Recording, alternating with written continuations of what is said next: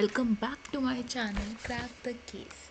So, in last session, we discussed about management, introduction of management, meaning and concept, definition, effectiveness and efficiency and characteristics of management. इनका हम एक quick revision करेंगे session के last में. तो अभी हम आगे का सेशन समझते हैं हमारा कि और क्या क्या होता है मैनेजमेंट में. So our first topic is objectives of management. Okay, so management के 3 टाइप्स के ऑब्जेक्टिव्स होते हैं. ठीक है, जो किसी भी ऑर्गेनाइजेशन को ज़रूरी होते हैं. ठीक है, फर्स्ट इज इकोनॉमिक ऑब्जेक्टिव और ऑर्गेनाइजेशनल ऑब्जेक्टिव. अब इसमें आप दोनों नेम्स याद कर लेना प्लीज़, वहाँ पे जाके कंफ्यूज मत होना कि ऑर्गेनाइजेशनल ऑब्जेक्टिव, हमें तो सिर्फ इकोनॉमिक ऑब्जेक्टिव पढ़ाया था, ये ऑर्गेनाइजेशनल कहाँ से आ गया. नहीं, इकोनॉमिक और ऑर्गेनाइजेशनल दोनों एक ही होते हैं. ठीक है, next is social objective and third is personal objective. ठीक है, तो अभी हम आगे की स्लाइड्स में देखते हैं कि ये तीनों होते क्या हैं.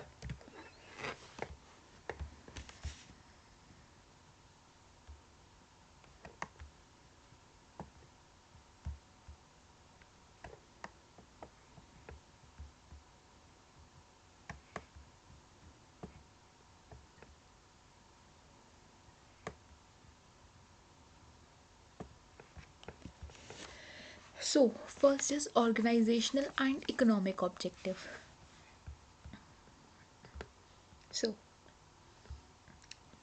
these are the main objectives of management and are related to prosperity and growth of the organization.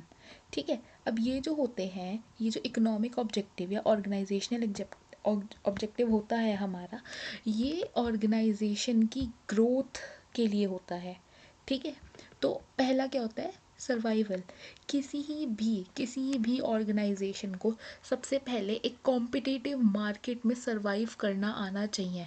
ठीक है, उसकी एक खुद की एग्जिस्टेंस होनी चाहिए.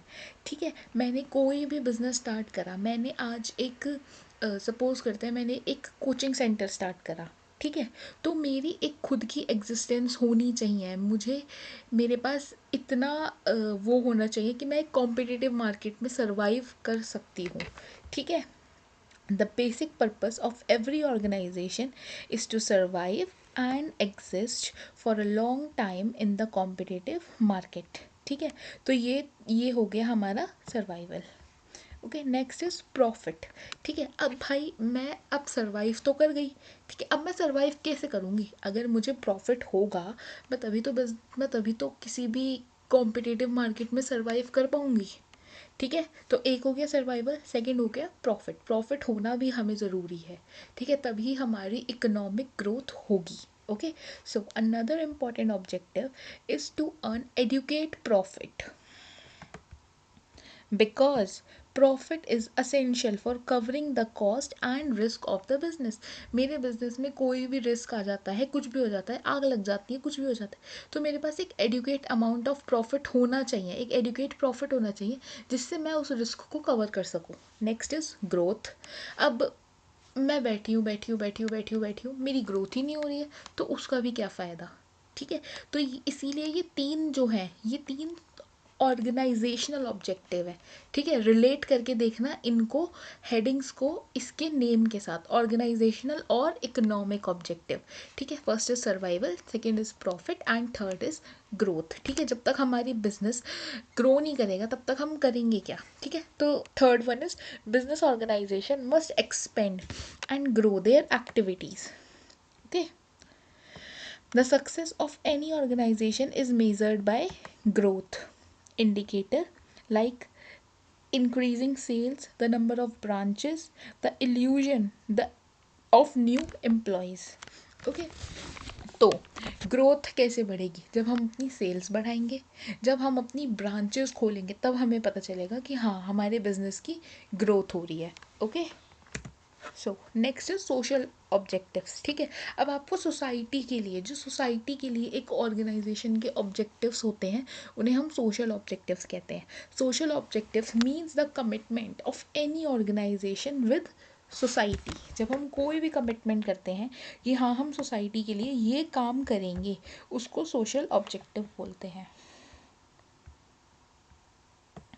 every business use the resources of society, so it is the duty of organization to do something for the society. हम at the end of the time हम society के ही तो resources use कर रहे हैं, ठीक है। अगर मैं पानी यूज़ कर रही हूँ तो अब मैं पानी खुद का तो प्रोड्यूस कर नहीं रही हूँ पानी, ठीक है। हम वो क्या है, वो भी एक रिसोर्स है सोसाइटी का ही, ठीक है।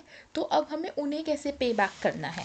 तो main social objectives, to supply good quality products at reasonable price, अच्छे क्वालिटी के प्रोडक्ट्स बेचने हैं ठीक प्राइस पर। टू जनरेट एम्प्लॉयमेंट अपॉर्चुनिटीज़, अगर हमें लगता है हम कहीं पे एम्प्लॉयमेंट अपॉर्चुनिटीज़ जनरेट कर सकते हैं तो वहाँ पर हमें करनी चाहिए। To provide financial support to society in the form of schools, hospitals etcetera, ठीक है। अब ये फाइनेंशियल सपोर्ट ऐसे नहीं बोल रहे कि तुम उन्हें स्कूल या हॉस्पिटल खोल के दे दो, नहीं।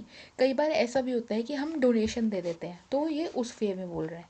To organise education, health and vocational training programmes, time to time ऐसे सेमिनार्स कंडक्ट कराना जहाँ पे हम लोगों को बताएं कि एजुकेशन क्या रोल प्ले करती है, हेल्थ क्या रोल प्ले करती है, ऐसी सारी चीज़ें, training programmes, seminars, workshops conduct कराना। To participate activity in social programmes, कोई चैरिटी कर रहा है उसमें आप पार्टिसिपेट कर सकते हो। To use eco friendly methods of production, ऐसे प्रोडक्शन के मेथड्स यूज़ करना जो इको फ्रेंडली हो, जो हमारे एनवायरनमेंट को ज़्यादा हार्म ना पहुँचाए, okay. Next is personal objective. अब पर्सनल ऑब्जेक्टिव क्या होता है। Personal objective are related to the employees of the organisation, जो पर्सनल ऑब्जेक्टिव होता है वो ऑर्गेनाइजेशन के एम्प्लॉयज़ से रिलेटेड होता है, because employees are precious assets of every organisation. अगर आपके पास एम्प्लॉयज़ ही नहीं होंगे, आपके एम्प्लॉयज़ ही आपसे खुश नहीं होंगे, आपके एम्प्लॉयज़ ही आपका काम छोड़ के भाग जाएंगे, तो काम कौन करेगा, आपकी ऑर्गेनाइजेशन का, ठीक है। तो इसीलिए जो पर्सनल ऑब्जेक्टिव होता है वो एम्प्लॉयज़ के लिए ज़रूरी होता है। वो एम्प्लॉयज़, वो टॉप लेवल का, मिडिल लेवल और लोअर लेवल के प्रोस्पेक्टिव से ज़रूरी होता है, ठीक है। The main personal objectives are fair remuneration, salary, commission, wages, perks to the employees, ठीक है। उनके जितने पैसे बनते हैं, फेयर रेम्यूनरेशन उन्हें देना, उनके काम के हिसाब से उन्हें पैसे देना, सैलरी देना, टाइम टू टाइम कमीशन देना, अगर लेबर लगी है उन्हें वेजेस देना, या कोई भी फैसिलिटीज़ आप प्रोवाइड कर रहे हो वो देना उन्हें।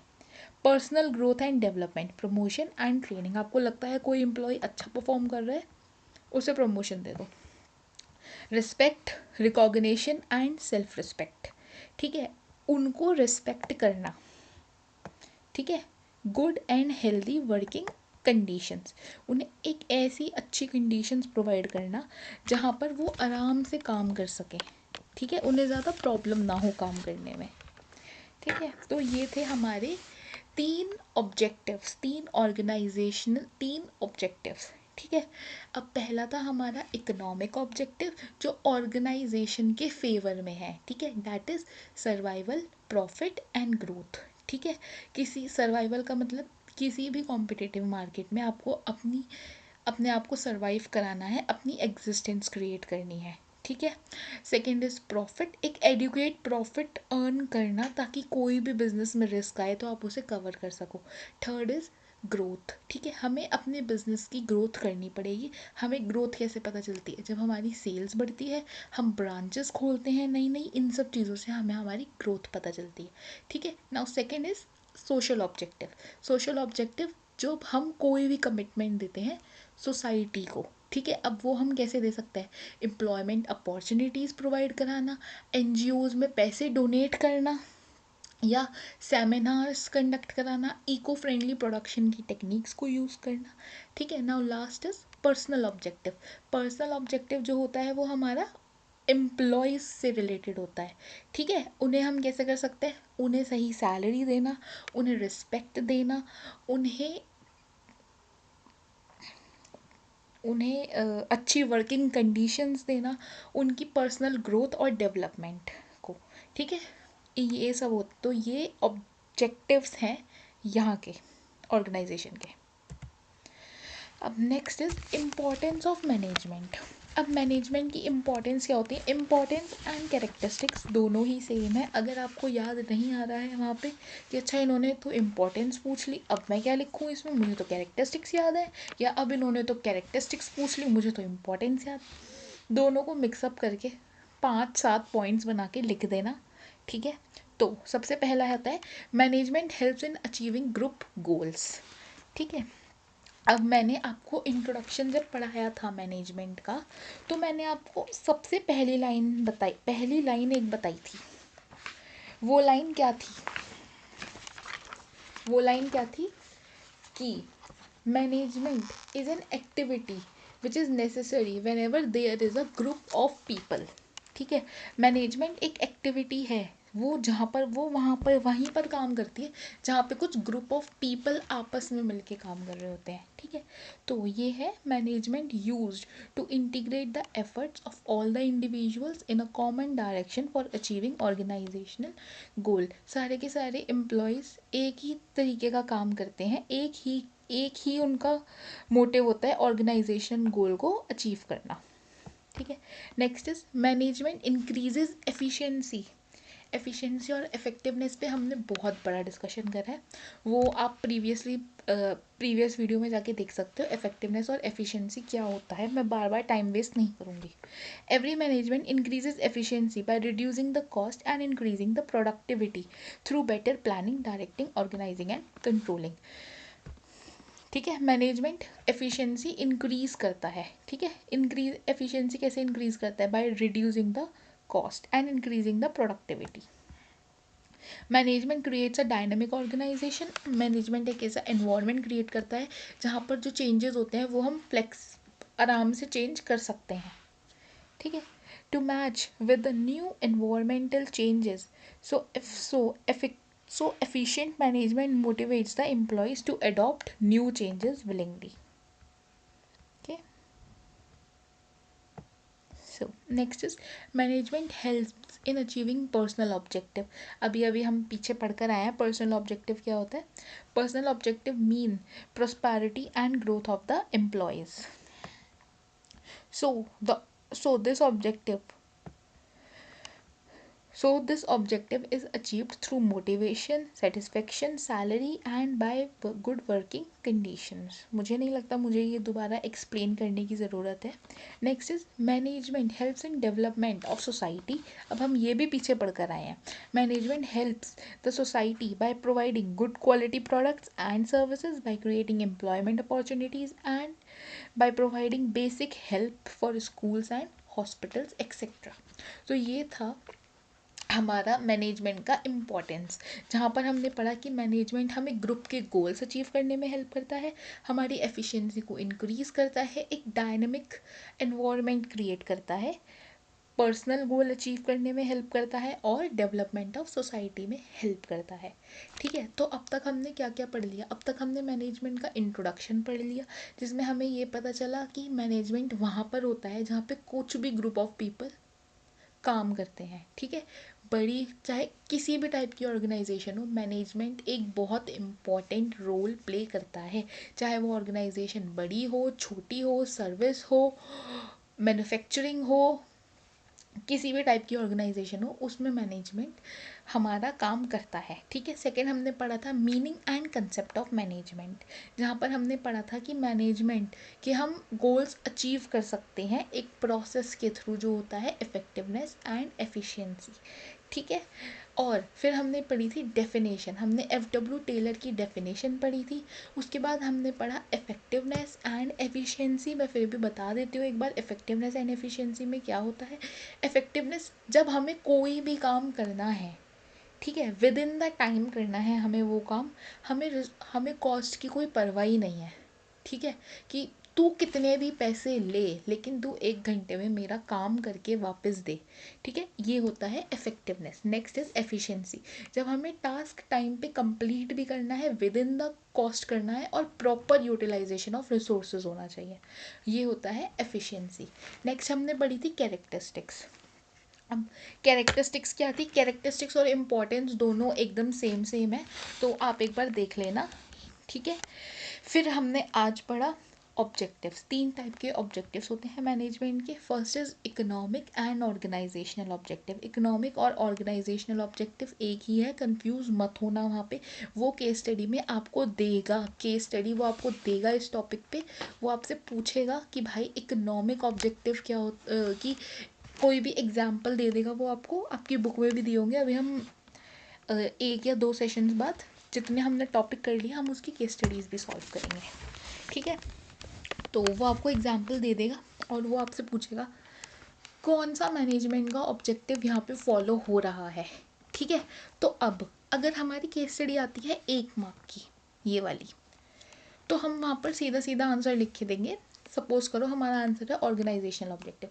ऑर्गेनाइजेशनल ऑब्जेक्टिव लिख के एक बार ऑर्गेनाइजेशनल ऑब्जेक्टिव की डेफिनेशन लिख देना प्लीज़, जो मैंने यहाँ पे लिख कर दी है। These are the main objectives related to the prosperity and growth of organization, ठीक है। ये वहाँ पर लिख देना डेफिनेशन। अगर वो बोलता है 2 मार्क्स का क्वेश्चन आ रहा है आप लोगों का, या 3 मार्क्स का, 2 मार्क्स का तो शायद आता भी नहीं है, 3 मार्क्स का क्वेश्चन आ रहा है, तो वहाँ पे लिख के कि अच्छा इसका आंसर ऑर्गेनाइजेशनल ऑब्जेक्टिव है, ये फॉलो हो रहा है यहाँ पे। उसके बाद नेक्स्ट लाइन से ऑर्गेनाइजेशनल ऑब्जेक्टिव का ये डालना, ये डेफिनेशन वाली लाइन डालना। फिर ये जो 3 पॉइंट्स है, सर्वाइवल, प्रॉफिट, ग्रोथ, इन तीनों को एक्सप्लेन करोगे आप लोग, ठीक है। ऐसे वहाँ पर आंसर लिखने हैं, ओके। केस स्टडी के बाकी अभी हम डेमोज वगैरह भी लेंगे। और अगर आप लोगों को ये जो मैंने पीपीटी में नोट्स पीपीटी बनाई हुई है नोट्स की, अगर आपको ये नोट्स भी चाहिए तो प्लीज़ कमेंट डाउन बिलो, मैं ये आपको नोट्स की पीडीएफ भी प्रोवाइड कर दूँगी, ठीक है। अब फिर इन सब चीज़ों पे केस स्टडीज़ भी आती है। अब नेक्स्ट पढ़ी है हमने इम्पॉर्टेंस और कैरेक्टरिस्टिक्स, मैं दोबारा बोल रही हूँ, सेम है। एक बार सिर्फ इन्हें पढ़ लेना, ये एग्ज़ाम में वैसे आपसे पूछेगा नहीं, पूछेगा तो वो आपसे केस स्टडी में पूछ लेगा ज़्यादा से ज़्यादा, वैसे डायरेक्ट क्वेश्चन इस चीज़ पे नहीं आएगा। अभी हम आगे जाके पढ़ेंगे management as art, nature, science, art, both, ठीक है।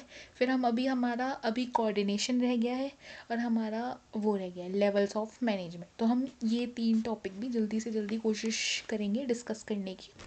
फिर उसके बाद अगर आप लोग ये चाहते हो कि मैं आपको फॉर्मेट बताऊँ कि आपको वहाँ पे किस फॉर्मेट में आंसर्स लिखने हैं, तो प्लीज़ मुझे ये भी कमेंट करके बता देना, मैं आपको ये भी बता दूँगी, okay. So that is it for today session. अगर आपको ये वीडियो अच्छी लगी तो प्लीज़ लाइक, शेयर और सब्सक्राइब करें। और अगर आपको कोई भी डाउट है तो comment down below, and I will see you in the next video. Thank you, bye.